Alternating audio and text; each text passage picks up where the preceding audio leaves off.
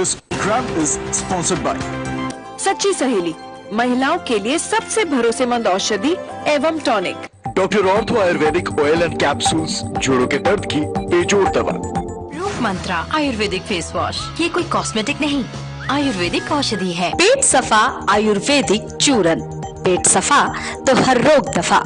Action tesa laminated flooring with German technology. अबोकाया fast 5 E scooter 79,999 रुपए में और cars, laptop, TVs, silver coin and cash जीतने का मौका भी। गोल्डी मसाले लाए हैं फ्रेश लॉक टेक्नोलॉजी, जो रखे मसालों को हर समय फ्रेश।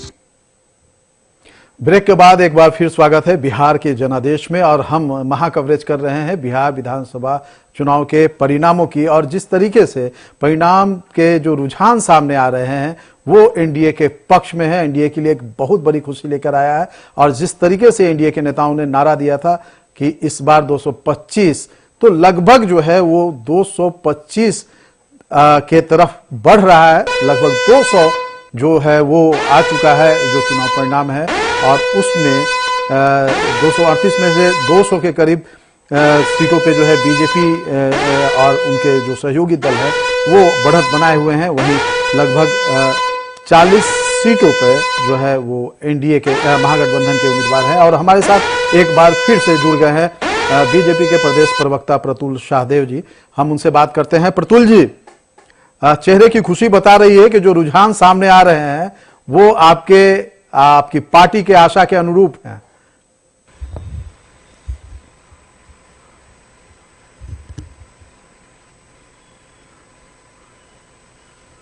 जी बिल्कुल, आप देखिए मनोज जी, ये जो जीत है मुझे लगता है हाल के वर्षों में, पिछले 15 वर्षों में ऐसी जीत नहीं हुई। 2010 के अपवाद को छोड़ दे तो ये मदर ऑफ ऑल विक्ट्रीज आप कह सकते हैं। हम 200 सीटों के आंकड़े को छू रहे हैं आपके चैनल के मुताबिक, और ये अंतिम रुझान शायद थोड़ा 2-4 सीट 5 सीट आगे बढ़ जाए तो इसमें कोई अतिशयोक्ति नहीं होगा कहना कि ये मदर ऑफ ऑल विक्ट्रीज है। ऐसी जीत हमने पिछले 10-15 वर्षों में नहीं देखी, और आने वाले भविष्य में भी तुरंत ऐसी जीत है। मैं इसलिए कह रहा हूं क्योंकि इस बार चुनाव को जिस तरीके से लड़ा गया था, राहुल गांधी ने वोट चोरी और एसआईआर के मुद्दे पर चुनाव की घोषणा से पहले यात्रा निकाली थी, तेजस्वी यात्रा पर निकले थे, और पूरा एक सेक्शन में मीडिया दिखा रहा था कि बड़ा क्लोज फाइट है साहब, और यहाँ ऊंट किसी भी करवट बैठ सकता है, पर ऊंट तो कभी बैठा ही नहीं, ऊंट तो खड़ा ही रहा, और एनडीए वाले उम्मीदवार भी खड़े हैं। और 200 सीटों के रुझान पर अगर हम आगे हैं तो ये कोई बहुत बड़ी हमारी उपलब्धि है। क्योंकि देखिए अब जो है वो बहुत ज्यादा समय नहीं बचा, मुझे लगता है आधे राउंड की गिनती हो गई होगी, और बहुत सारे सीटों में ऐसा मार्जिन भी है जिसको पाट पाना मुश्किल है मनोज जी। और सबसे मजेदार चीज है कि एक बार जिस तरीके से वंशवाद को रिजेक्ट किया गया है, अभी मैं लास्ट अपडेट देख रहा था, मुझे तुरंत का अपडेट नहीं पता, तो लालू प्रसाद के दोनों बेटे चुनाव में पीछे चल रहे थे, और दोनों को तो सेफ सीटें माना जा रहा था।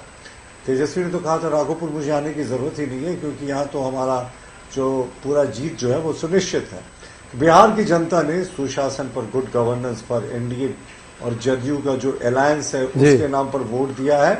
और जो पुराने लोग हैं वो जंगल राज को कभी नहीं भूल सकते हैं, क्योंकि वो जंगल राज ही था जिसने बिहार को कितने 100 वर्ष पूर्व प्रतुल जी इस जीत के या इस रुझान के क्या मायने निकाले जाए? तो पुराने लोगों को वो याद था जी।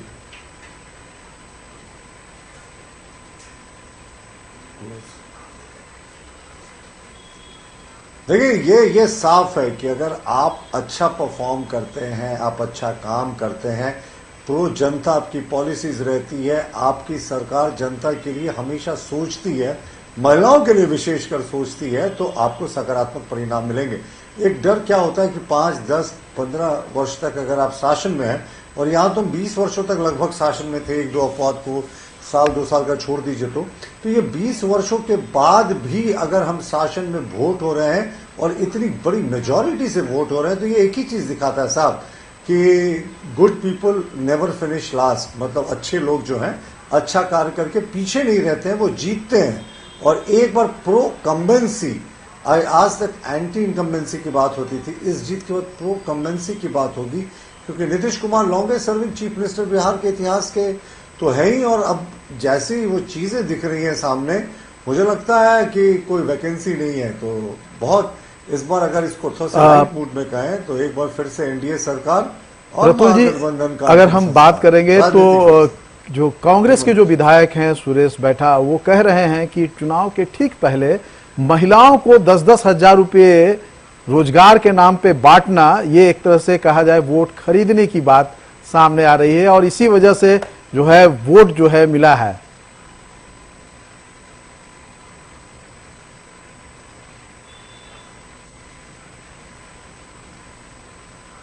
वो कहते हैं ना, चलनी चलन सूप के चलावे, जिसमें खुद से 100 छेद है।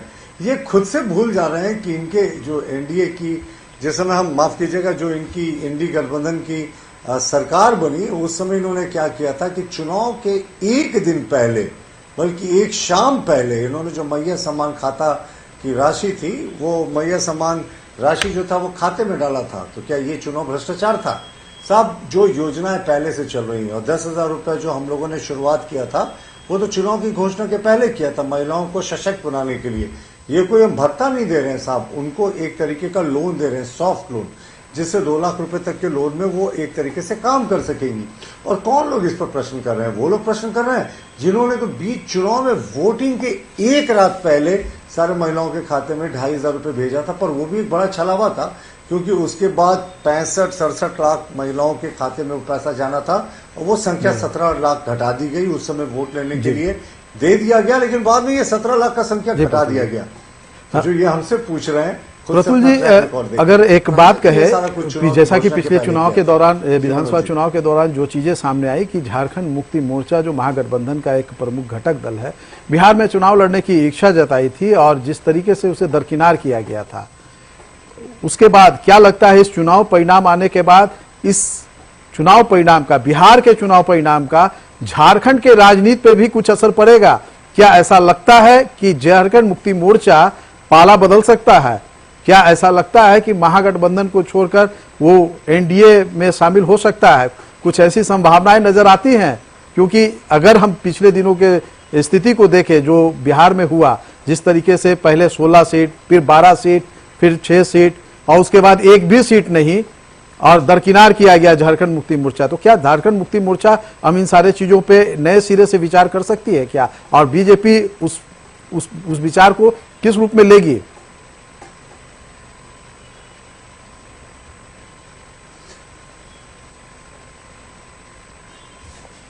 नहीं, देखिए, जेएमएम की बात करें तो वो दूसरा समय था जब जेएमएम और हमारी सरकार एक साथ बनी थी। उस समय आइडियोलॉजिकल इतने डिफरेंसेस नहीं थे।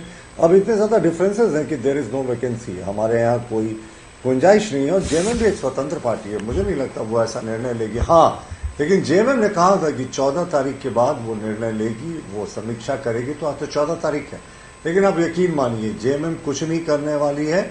और ये जो एक टोकनिज्म होता है, मंत्रियों को प्रभारी मंत्री बनाया गया स्थापना दिवस समारोह में, तो उसमें कांग्रेस के एक मंत्री को जगह नहीं दिया गया, जो राजद के मंत्री उनको जगह नहीं दिया गया। बस ये छोटे छोटे टोकनिज्म होंगे, क्योंकि मुख्यमंत्री हेमंत सोरेन जी के लिए सत्ता सर्वोपरि। अगर उनको सत्ता का स्वार्थ नहीं होगा, अगर सत्ता की लालसा नहीं होगी, तो जिस तरीके से उनको राजद और कांग्रेस ने बिहार में बेइज्जत किया साहब, आदिवासी अस्मिता को ललकारा है। 12 सीट 18 सीट से बात होते होते 6-3 पर आ गई थी और अंतिम में तो जेएमएम ने घोषणा करके उसके बाद उम्मीदवार नहीं जुटे थे। तो मुझे लगता है 14 तारीख के बाद, जब जो जेएमएम ने वायदा किया था, मुख्यमंत्री जी ने कहा था, सुदीप सोनू ने कहा था, जेएमएम के महासचिव ने कहा था कि अब हम समीक्षा करेंगे अपने रिश्तों की, तो समीक्षा का दिन तो आ गया, आज शाम ही है। लेकिन यकीन मानिए मनोज जी, सत्ता में बने रहने के लिए येन पेन प्रकरण ऐसे ही कुछ कुछ छोटे छोटे इशारे से वो समझाते रहेंगे कि साहब यहाँ बड़े भाई की भूमिका में। हालांकि हमें लगता है कि वो अगर कांग्रेस और राजद को छोड़ दे तो भी सरकार चला सकते हैं। 34 विधायक उनके हैं और कुछ उनको इंडिपेंडेंट विधायकों का सहयोग है ही। और जिस तरीके का राजद में बिना नीति सिद्धांत के उनके विधायक जीत कर आते हैं, तो वो 3-4 विधायक तो उनके साथ आ ही सकते हैं। तो जेएमएम तो अगर चाहे तो वो खुद से चुनाव लड़ी सकती है। लेकिन यहाँ बड़ा प्रश्न यह है कि क्या जेएमएम इतनी हिम्मत दिखा पाएगी, क्योंकि आदिवासी अस्मिता को अपमानित किया है एक तरीके से कांग्रेस और राजद ने बिहार में 0 सीट देकर लोगो हटा दिया साहब। जो पार्टी का प्रेस कॉन्फ्रेंस हुआ, यहाँ तो मुख्यमंत्री जी को जो कहे, जो हमारा राजनीतिक विरोध हो, पर एक चीज के लिए तो उनका बड़प्पन है। उनकी सारी चुनावी सभाओं में उन्होंने अपने सारे दलों का, राजद तक का लोगों ने प्रतुल बड़े जी, बेआबरू होकर तेरे पूछे से निकले हम, ये बिहार पे लागू होती है। मनोज जी, अगर हम बात करें कि आदिवासी असीमता की बात कही आपने, और आदिवासी असीमता की बात को लेकर के, झारखंड की असीमता की बात को लेकर के अगर जेएमएम महागठबंधन से अलग होती है तो क्या उनके सरकार को बीजेपी के तरफ से उस असीमता के विजय की वजह से क्या सपोर्ट दिया जाएगा?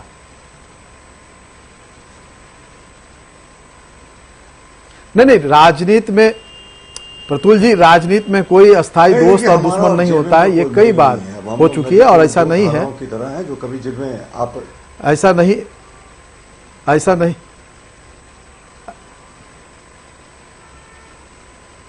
नहीं, आप ये सही कह रहे हैं, पर भारतीय जनता पार्टी अपनी नीति और सिद्धांत को नहीं बदलती है।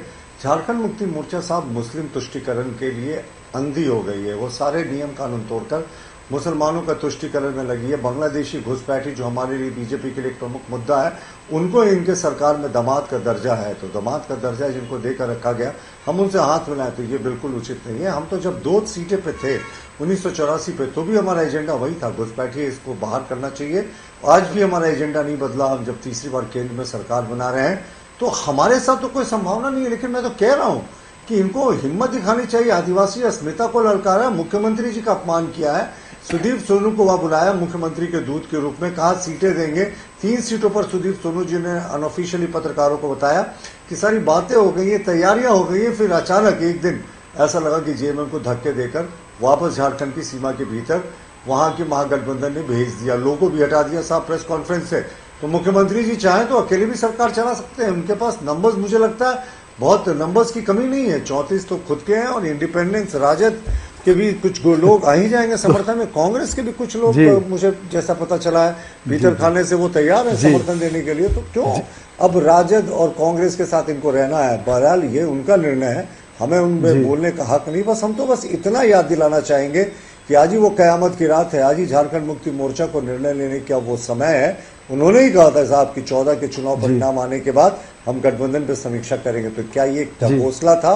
क्या ये समय खरीदने का एक टैक्टिक्स था, या फिर इसमें सच में कुछ कंक्रीट होगा? यह तो आने वाला समय बताएगा मनोज जी। लेकिन उनके अगर पुराने ट्रैक रिकॉर्ड को अगर हम देखें, जिस तरीके से झारखंड मुक्ति मोर्चा हमेशा से बोलती कुछ है और करती कुछ है, लेकिन अंतिम में कुछ उसके पास हिम्मत नहीं जुटा पाती है, तो मुझे लगता है इस बार भी टाइम फिक्स हो जाएगा। हाँ, एक बार्गेनिंग का उसको मिलेगा अवसर जरूर। कांग्रेस और राजद के मंत्रियों की शायद अहमियत थोड़ी कम हो जाए, लेकिन उसको बाहर करने का ये साहस जुटा पाएंगे आदिवासी अस्मिता का अपमान होने के बाद भी, इस पर थोड़ा शक है। जी, अभी अगर हम कहेंगे तो कांग्रेस मंत्रियों का एक हिसाब किताब भी मांगा गया है, और हम ये मतलब जो अगर हम आपकी बातों को, आपकी इशारों को अगर हम समझे तो झारखंड में बिहार चुनाव के परिणाम का असर पड़ सकता है, पड़ेगा, और बीजेपी इन सारी चीजों को देख रही है, कहा जा सकता है।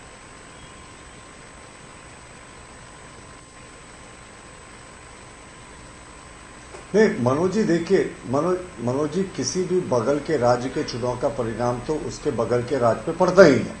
लेकिन अब ये कॉल झारखंड मुक्ति मोर्चा को देखना है कि क्या इतनी बेइज्जती बर्दाश्त करके, क्या इतने सारे झूठे वादों को जो उनको दिया गया फिर उससे यू टर्न करने को वो बर्दाश्त किस कदर कर पाएगी? सत्ता की लालसा झारखंड मुक्ति मोर्चा में कितनी है? किसी समय इनके पिताजी शिबू सोरेन जी आदिवासी अस्मिता की बात करते थे, झारखंडी अस्मिता की बात करते थे, कहते थे कि किसी तरीके से झारखंडी हितों के साथ समझौता नहीं होगा। लेकिन यहाँ तो झारखंड मुक्ति मोर्चा को जिस तरीके से बहुत बैरन तरीके से लौटा दिया गया, वो चिट्ठियों का दौर था, जो पुराने लोग हों उनको याद होगा, बैरन चिट्ठियां लौट जाती थी। तो वो उसी तरीके से इनको लौटा दिया गया और कुछ इनके हिस्से नहीं लगा। तो मुझे लगता है अब इनको निर्णय लेने का समय आ गया कि इनको क्या करना है। बहरहाल जहां तक भारतीय जनता पार्टी की बात है साहब, हमारा कोई लेना देना नहीं इस इशू में। झारखंड मुक्ति मोर्चा के साथ कभी भी भविष्य में भी हमारी सरकार बनाने की कोई संभावना ही नहीं है, क्योंकि जिस पार्टी का मूल मंत्री मुस्लिम तुष्टीकरण, घुसपैठियों को संरक्षण देना और भ्रष्टाचार, लूट खसौट झारखंड की आदिवासी मूलवासी जनता के हितों को अनदेखी करना है, उसके साथ कोई हमारा संबंध नहीं हो सकता है। लेकिन एक बार तो मुख्यमंत्री जी का ये अग्नि परीक्षा है साहब कि मुख्यमंत्री जी की इतनी बेइज्जती कितने दिनों तक बर्दाश्त करेंगे, और उसके बाद क्या झारखंड मुक्ति मोर्चा कुछ नजर इस पे कोई कदम उठा पाएंगे? जी प्रतुल जी, हम अभी थोड़ा सा रोकेंगे आपको। एक बार फिर से हम बिहार के तरफ चलते हैं और दिखाते हैं बिहार के आंकड़े जो हमारे पास अभी आए हैं, जो ताज़ा अपडेट्स हैं वो क्या है। 243 में 243 सीटों का जो है रुझान वो आ चुका है। लगभग 192 सीटों पे एनडीए जो है, एनडीए गठबंधन वो आगे हैं। इसमें जेडीयू 76, बीजेपी 85, एलजेपी 21, आरएलएम 5, हम 6। वहीं अगर हम दूसरी तरफ महागठबंधन की बात करेंगे तो महागठबंधन जो है वो सिमट गया है 36 सीटों पे। आरजेडी, कांग्रेस 5 और लेफ्ट 8 है। वीआईपी 0 और आईआईपी 0। एक तरह से अगर कहा जाए तो एक बड़ी हार की तरफ अगर कहा जाए तो महागठबंधन बढ़ रहा है। और इन सब के बीच अगर हम कहेंगे, जो तीसरे विकल्प के रूप में अपने आप को पेश किए थे प्रशांत किशोर, जो उनकी पार्टी थी जनसुराज, वो भी अपेक्षित जो है अगर कहा जाए तो अपना प्रदर्शन नहीं कर पाई है। जनसुराज 0, स्थिति यह है कि एक भी खाता भी नहीं खुला है। तो यह एक कहा जाए तो एक बड़ी जो है बड़ा झटका है जनसुराज के लिए, प्रशांत किशोर के लिए, उस रणनीतिकार के लिए जिनके विषय में कहा जाता है कि काफ़ी अच्छे रणनीतिकार है। कई राज्यों में सरकारें बनाई हैं, लेकिन खुद अगर हम कहें तो जब राजनीति के पिच पर बैटिंग करने आए तो उनकी रणनीति फेल नजर आ रही है। हम आगे बढ़ते हैं। हमारे साथ में प्रतुल शाहदेव जो प्रदेश प्रवक्ता जुड़े हुए हैं और बिहार के तरफ फिर चलते हैं। प्रतुल जी, अगर हम कहें कांग्रेस की बात, तो कांग्रेस जो है वो सिमटती जा रही है। 5 सीटों पे आ गई है अभी, जो हमारे पास जो ताजा आंकड़ा है। क्या कहेंगे इसको लेकर?